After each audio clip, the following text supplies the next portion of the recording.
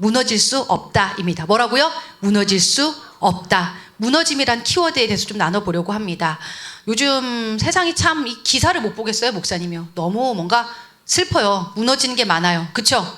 건강도 무너지고 관계도 무너지고 삶도 무너지고 한 2주 전이었나요? 그 완도 유나라는 친구의 사건은요, 목사님이 한동안 마음이 너무 아프더라고요. 왜 저렇게 무너지나. 또 이번 주에도 보니까 24살에 지금 실종된 청년을 찾고 있는데 그 가정은 또 얼마나 지금 무너져 내리고 있을까? 얼마나 아플까? 뿐만이겠어요. 우리 옆에도 보면은 지금 이 순간에도 마음이 무너지는 누군가가 있을지 몰라요. 건강이 무너지는 누군가가 있을지 모르고, 지금도 토닥토닥 하고 있나요? 관계가 무너져 내리는 친구가 있을지 모르고, 또 토닥토닥, 다 서로, 중이 되게 토닥토닥하네? 중이 뭐 많이 무너졌나 보다?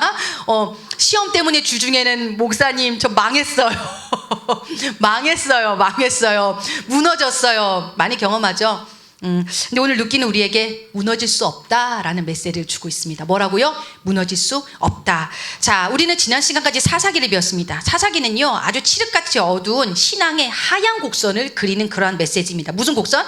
하얀 곡선이에요. 그런데 이제 룻기는요, 신앙의 상향 곡선을 그립니다. 뭔가 조금 희망적이죠? 그쵸? 그런데요, 처음에 보면 그렇게 희망적이진 않아요. 룻기 1장 1절입니다. 목사님이 읽어드릴게요. 성경책 바짝 보고. 사사들이 치리하던 때에 그 땅에 흉년이 드니라. 유다 베들레헴의 한 사람이 그의 아내와 두 아들을 데리고 모압 지방에 가서 거류하였는데, 자, 시기가 언제입니까? 사사들이 치리하던 때 밑줄 쫙.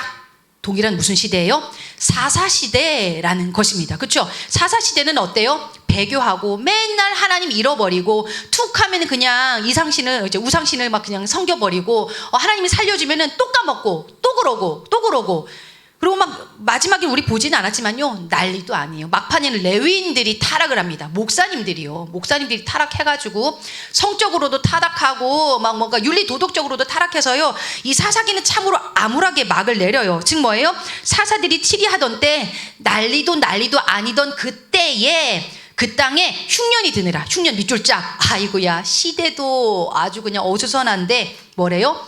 흉년까지 들었다라는 것입니다. 그리고 배경이 어디입니까?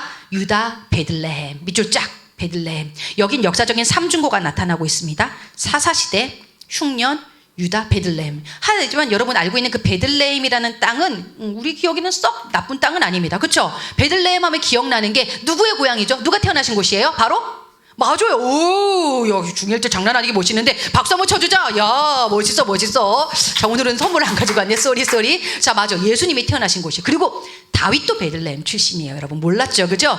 다윗도 예수님도 다 베들레헴. 영적인 의미가 있고 영적인 약속이 있는 곳이 유다 땅 베들레헴인데요. 문제는 아직 그분들이 태어나기 이전 사사기 막판에서 이 베들레헴은요, 레위인이 범죄를 저지르는 장소가 되어져 버렸습니다. 윤리적으로 아프고 목회자가 타락한 지역이 어디였냐면 바로 이 유다 베들레헴 땅이었다라는 것이죠. 그러니까 이 삼중고의 땅이에요. 거기에 이제 한 사람과 아내와 그리고 두 아들이 살고 있었는데요, 도저히 못 살겠는 거야.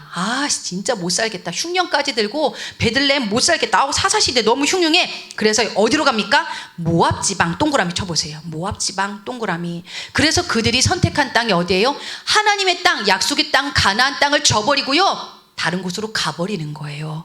에이씨, 하나님이고 뭐고 난 못 살겠다 하고요, 모압 지방으로 떠나버리는 거예요. 1절만 봐도 어때요? 씁쓸하죠. 나 그냥 뭐 약속이고 뭐고 모르겠다 이거예요.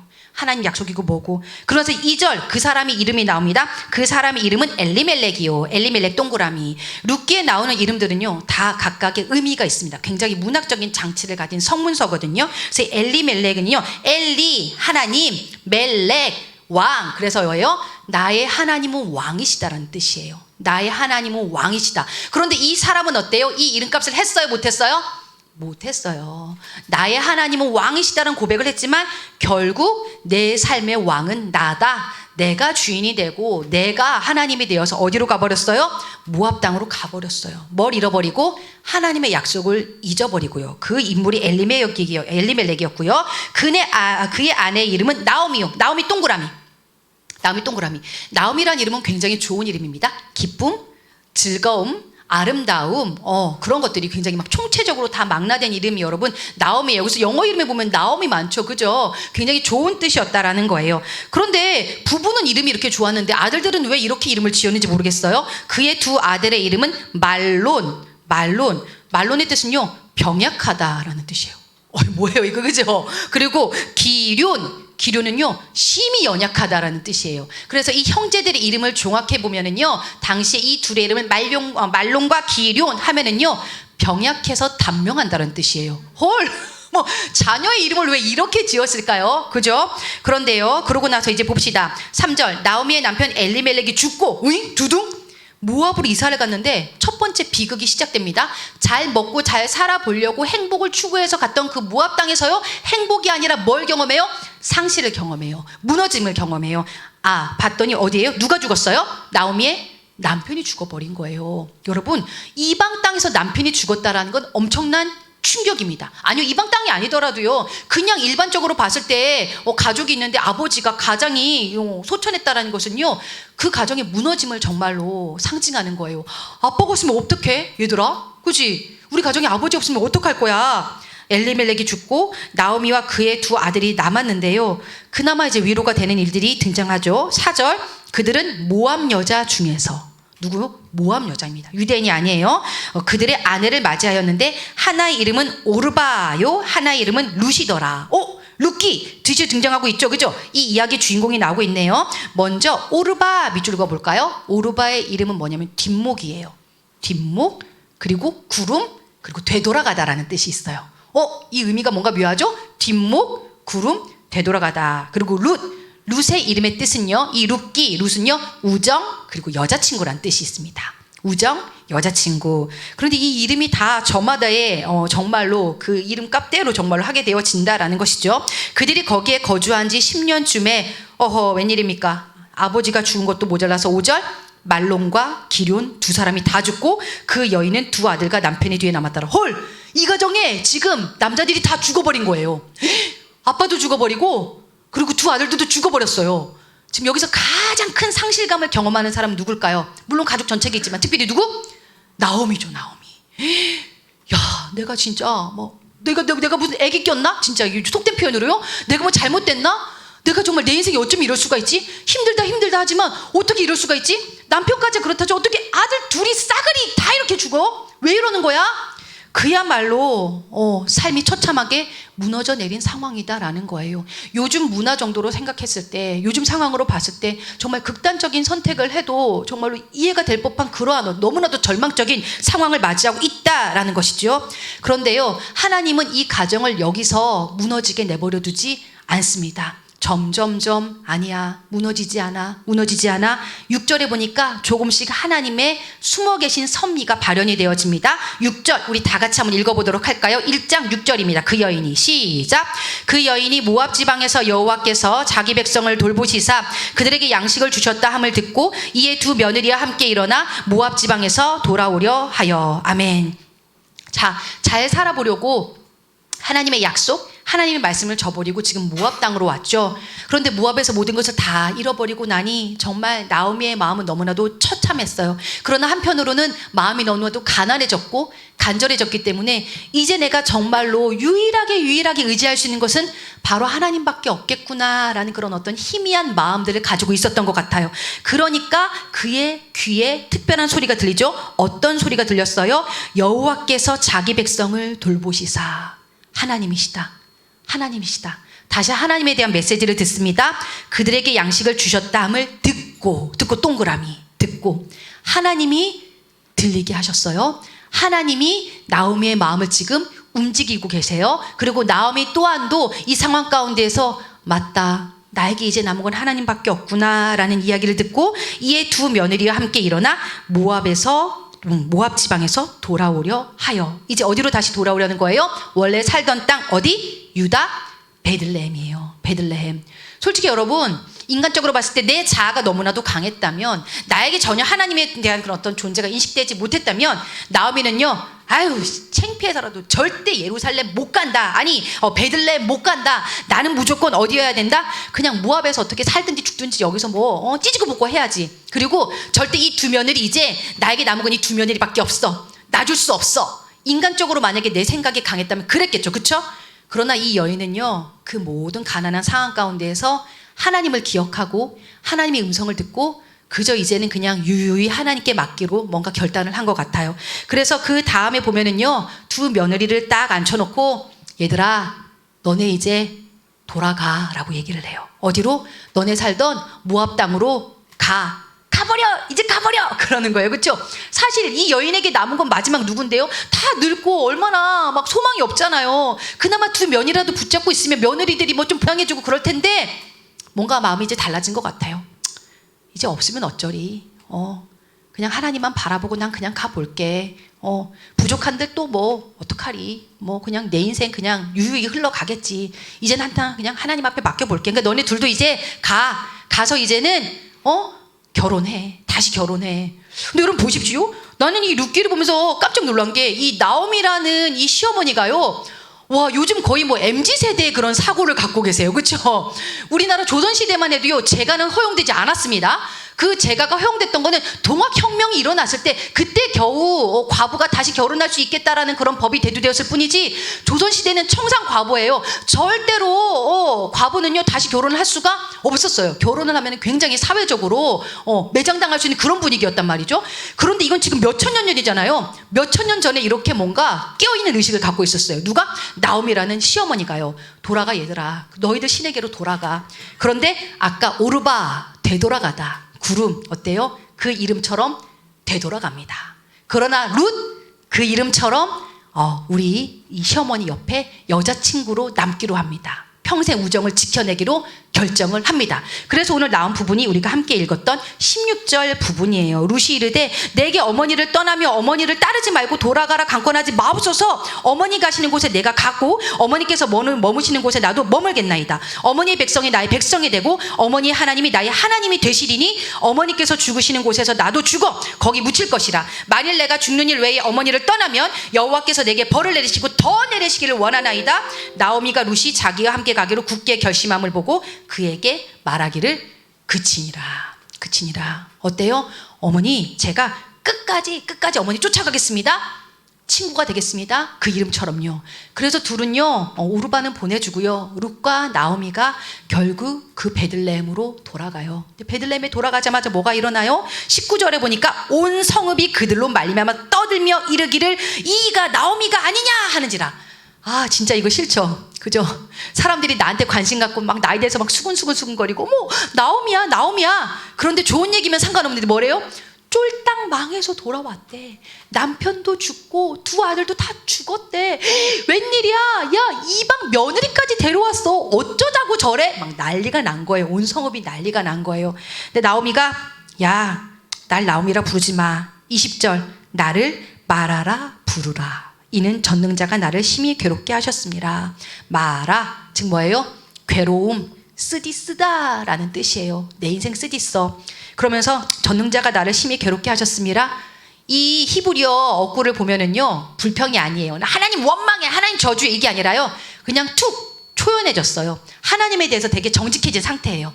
그냥 신앙 고백이에요. 일상이 신앙 고백이 됐어요. 에이씨, 하나님 나 괴롭게 하셨잖아요. 에이씨, 안 되잖아요. 그냥 툭툭툭 뭔가 초연해진 그러한 나오미의 모습을 발견하는 것이죠. 그러고 나서 이제 22절, 나오미가 모압 지방에서 그의 며느리 모압 여인 룻과 함께 돌아왔는데 그들이 보리추수 시작할 때에 베들레헴에 이르렀더라. 보리추수 밑줄 쫙, 복선이에요. 복선. 이 보리추수 할 때가 엄청난 앞으로 일어날 일을 암시를 하게 되어지죠. 이후 2장부터는요, 여러분 잘 아는 이야기가 등장을 해요. 이제 룻이 어머니 나오미를 봉양하기 위해서 보리, 이삭 떨어진 것을 주우러 가기 시작합니다. 그 당시에는요, 보리, 이삭을 주울 수 있게끔 그런 남은 자의 법이라는 것들이 있었어요.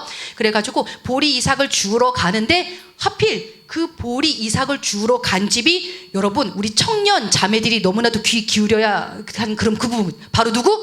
보아스네 집이었어요. 보아스네 집. 보아스는요, 이 엘리멜렉, 나오미의 남편이었던 엘리멜렉의 친족의 집이었는데 성품이 너무 좋았다.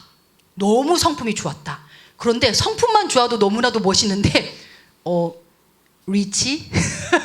리치? 부유하기까지 했다라는 거예요. 부유하기도 하고 성품도 좋고 너무나도 멋진 사람이어서요, 이 장에 보면은 이 보아스가요, 추수를 할 때 자신의 일꾼들에게 축복 기도를 해줘요. 당신들을 선대하시기를 원합니다. 축복하기를 원합니다. 기도해주고, 그러면서요, 굉장히 많이 넉넉하게 베풀고 나누는 그런 사람이었어요. 그런데 하나님께서요, 이 보아스의 귀에 뭐가 들리게 하셨어요?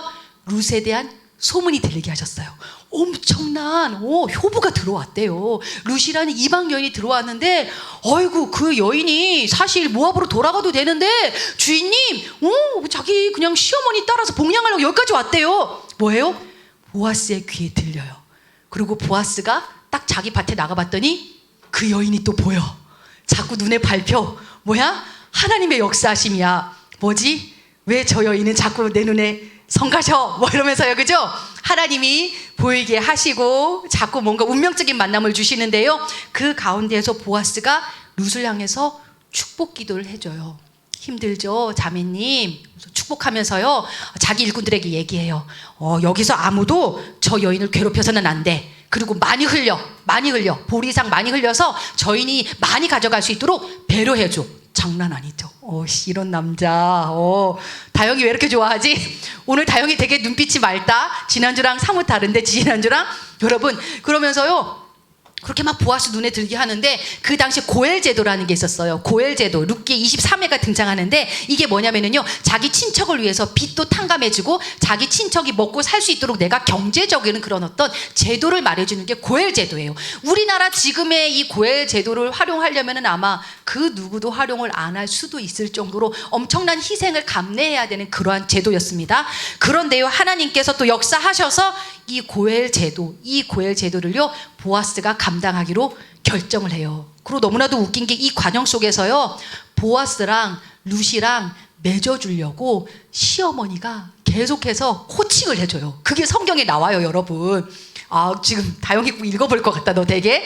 그래서 말하자면 시어머니가 자기 며느리 결혼시키려고 결추위를 만들었어요. 결혼추진위원회까지 만들어가지고 코칭을 해주고, 결국에는 보아스에게 배려받으면서요, 이 이야기는 어떻게 막이 내립니까? 그 룻이 보아스에게 시집을 가요. 그리고 나서 마지막에 뭐까지 나오냐면은요, 이 여인이 알고 봤더니 룻이 이스라엘이 그렇게 존경하지 마지 않던 이스라엘의 다윗 왕의 증조 할머니가 되었다라는 것이 계보에 밝혀져요. 뿐만 아니라 이 룻은요, 마태복음 1장에 예수 그리스도의 계보에도 등장하는 정말로 몇 안 되는 여인 중에 한 명이 되어진다라는 거예요. 여러분, 이 사실 통해서 우리가 무엇을 알 수 있습니까? 사사시대는 끊임없이 추락하였지만 룻기에는 하나님의 은혜가 등장해요. 하나님의 은혜, 하나님의 사랑, 하나님의 변치 않는 그런 선물, 도우심, 이것을요, 여러분, 헤세드라고 해요. 히브리어 뭐라고? 헤세드.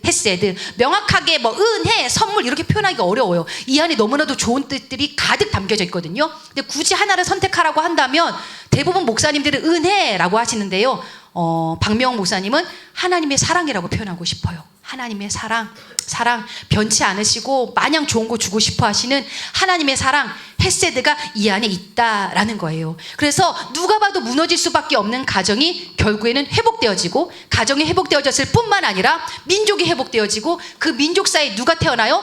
예수 그리스도까지 태어나져서 전 인류를 구원하는, 전 인류의 무너짐을 예방하는 그러한 놀라운 시작점이 되어진다라는 것이에요. 무너질 수 없다. 여러분, 이 스토리 안에는요, 무너질 수밖에 없지만 무너지지 않게 세워주시는 놀라운 하나님의 섭리하심이 깃들여져 있어요. 여러분, 지금 뭐 때문에 무너지고 계십니까? 목사님 주중에도 많이 무너지는 얘기 들었어요. 그런 인간이 다 있냐? 나도 모르게 막 울컥 여러분하고 같이 분노하기도 하고.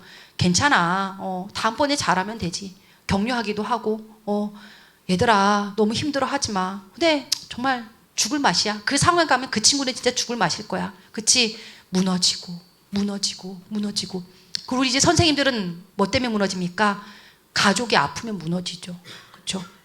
내 가족이 아파요. 몸이 아프고 마음이 아프고 상황이 아프면 무너지게 되더라고요. 예. 그래서 목사님은 가끔 이렇게 찬양 안 듣고 저도 세상 가요 가끔 들을 때 있는데 그 노을에 여러분 노을이 불렀던 노래가 있어요. 그 전에 뭐 그 응답하라 1988에 나왔던 그 OST거든요. 제목이 잘 기억이 안 나요. 뭐 함께라는 그 노래가 있는데 그래서 뭐 라라라라라라 뭐 이러면서 이렇게 나오는데 거기서 그 사랑이 뭐 숨쉬게 할 거야 뭐 이래요. 그런데 되게 가사가 기독교적이더라고요. 야 진짜 그 사랑이 너로 하여금 숨쉬게 할 거야. 그래서 거기서 뭐 울고 싶었던 적 얼마나 뭐 이러면서 해요. 미안해요 여러분. 주일 아침부터 자꾸 노래 불러서 미안한데 그 가운데 막 그 사랑이 나를 울지 않게 한다라는 뭐 그런 가사가 있는데 룻기를 보면서 목사님은 그 노래가 되게 많이 또 생각이 나지더라고요. 그럼 이제 말씀을 한번 정리해 볼게요. 이 룻기를 통해서 무너질 수 없다. 무엇이 우리를 무너지지 않게 해줬나요? 첫 번째, 하나님의 땅으로 돌아오는 거죠. 하나님의 땅으로 돌아오는 거. 힘들고 창피하고 눈에 보이는 막막함도 있지만요. 그럼에도 불구하고 하나님께서 약속하신 땅이라면요.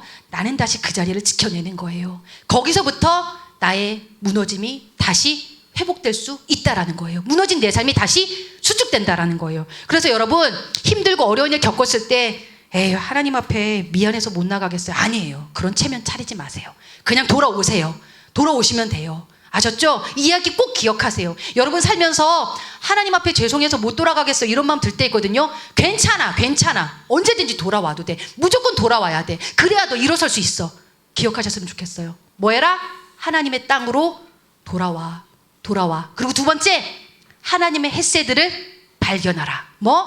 하나님의 헷세들을 발견하라. 은혜가 될 수도 있고 그 사랑이 될 수도 있고 그 어떤 엄청난 선물이 될 수 있는 하나님의 헷세들을 매 순간 발견하셨으면 좋겠어요.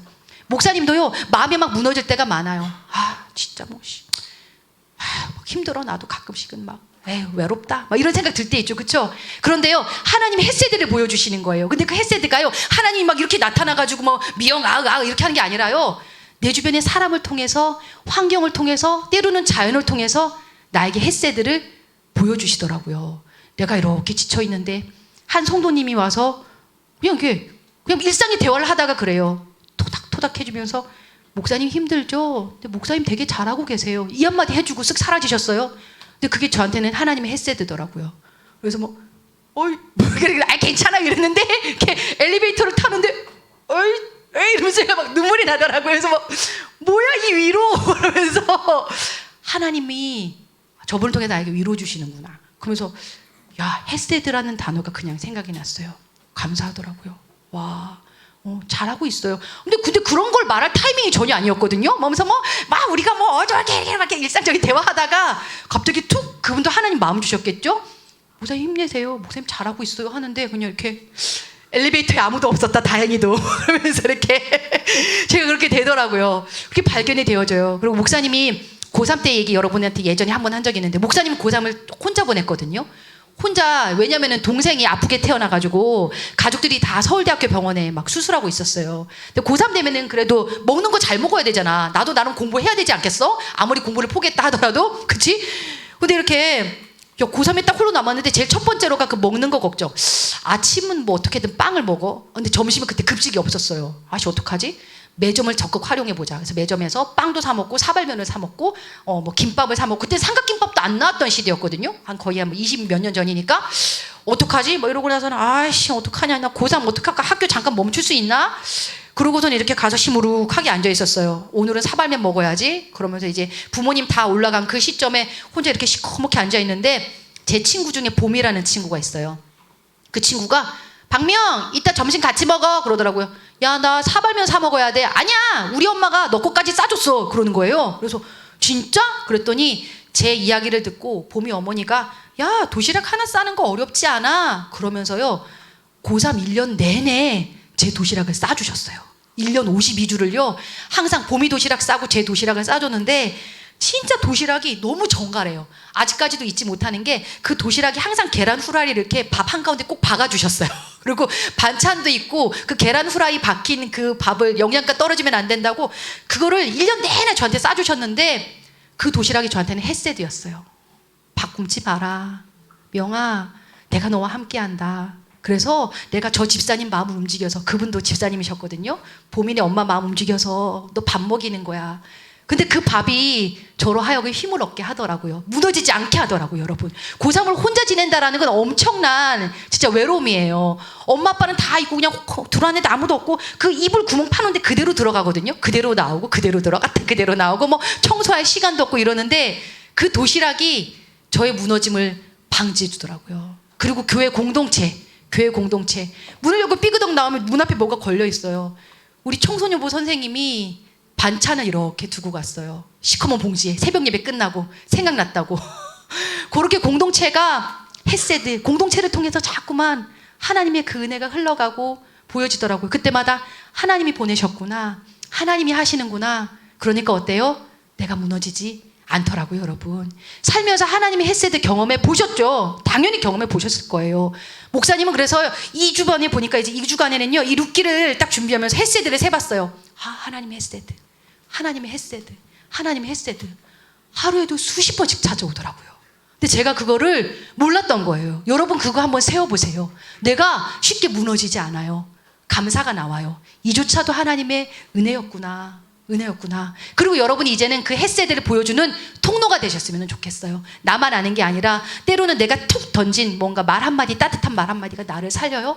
내가 툭 생각 없이 건넨 그 음료 한 잔이 누군가에게는 정말 하나님의 헤세드를 발견하게 하는 통로가 될 수 있다라는 거예요. 힘들지. 그 완도 유나양 사건에서 가슴이 아팠던 건 한 달 내내 전화 통화가 딱 5개밖에 안 왔대요, 여러분. 근데 그 5통이요 펜션, 그죠? 그리고 뭐 렌트한데, 그리고 자기 가족끼리 세 식구 안에 그 밖에 아무도 없었다라는 거예요. 얼마나 외로웠을까. 근데 우리는 공동체가 있잖아요. 이 좋은 모임이 있잖아요. 이 안에서요 자꾸만 헤세드를 흘려보내고 발견하게 하고 여러분도 또 발견하는 거예요. 그것이 어떻게 한다? 우리를 무너지지 않게 한다. 그리고 마지막으로 서로를 위해서 축복 기도. 결국 우리를 무너지지 않게 하는 것은 기도예요. 기도. 이 룻기서는요 끊임없이 축복 기도를 해요. 1장에서 그 나오미는 그 처참한 순간 가운데서도요 오르바를 향해 룻기를 향해 축복 기도 해주고 파송을 해요. 너희들을 하나님께서 선대하시기를 원하노라. 얘들아 축복한다. 그리고 이제 2장에 오면 어때요? 보아스는요 자기 일꾼들을 향해서 축복 기도해줘요. 또 보아스는 룻을 향해서 축복 기도를 해줘요. 그리고 룻을 책임지겠다라고 선택한 그 보아스를 향해서요 그 베들레헴의 장로들이 또 축복 기도를 해줘요. 그리고 또 마지막에는 또 어떤 일이 있습니까, 여러분? 결혼하는 시집가는 그 룻을 향해서요 베들레헴 마을 동네 주민들이 축복 기도를 해줘요. 이게 사사시대 분위기가 전혀 아니죠, 그렇죠? 자기 소견대로 행했던 사사시대 분위기와는 달리 여기는 어때요? 내 소견이 아니라 계속해서 끊임없이 희생하고 섬기고 세워주고 사랑을 흘려보내는 역사가 계속해서 나와요. 그게 뭐다? 이 룻기서다라는 거예요. 주변을 한번 돌아볼래요? 옆에 친구를 향해서 여러분 축복하고 있습니까? 그리고 헤세드를 흘려보내고 있어요? 아니야? 바라기는요 공동체 안에서 헤세드를 많이 발견하시고 내가 통로가 되어줬으면 좋겠어요. 주엘이 때리지 말고 너네 주엘이 외로울 때마다 뭐 맛있는 거 사줘. 힘들고 어려울 때마다 토닥토닥, 그치? 주얼이가 에이씨 이랬어. 에이씨. 선생님들도 여러분 얘들아 힘들 때 있다. 선생님들 향해서 선생님한테 저 자판기 커피 100원짜리라도 하나 뽑아드려. 저 달달하니 진짜 위로가 와. 평안이 찾아올 때가 있어. 나를 통해서 어떻게 일하실지 모르거든. 자, 여러분 무너지지 않는다. 우리는 결코 무너질 수 없다. 하나님 땅으로 돌아오십시오. 지금 예배의 자리 잘 오셨어요. 그리고 하나님의 헤세드를 발견하세요. 내 삶 속에 어떻게 나에게 은혜 주셨나, 어떻게 은혜 베푸셨나, 그 헤세드에 집중하시고 내가 또 헤세드의 통로가 되세요. 아셨죠? 그리고 나서 더 많이 축복 기도해 주세요. 우리 공동체를 향해, 내 이웃을 향해. 그 가운데요 우린 무너지지 않아요. 내가 무너지지 않고요 나로 인해 누군가가 무너지지 않아요. 그렇게 무너지지 않고 서로가 서로를 붙잡아주고 건강하게 세워져가는 우리 공동체 되어지기를 주님의 이름으로 축복합니다. 이 시간 같이 기도하겠습니다. 짧게나마 기도하겠는데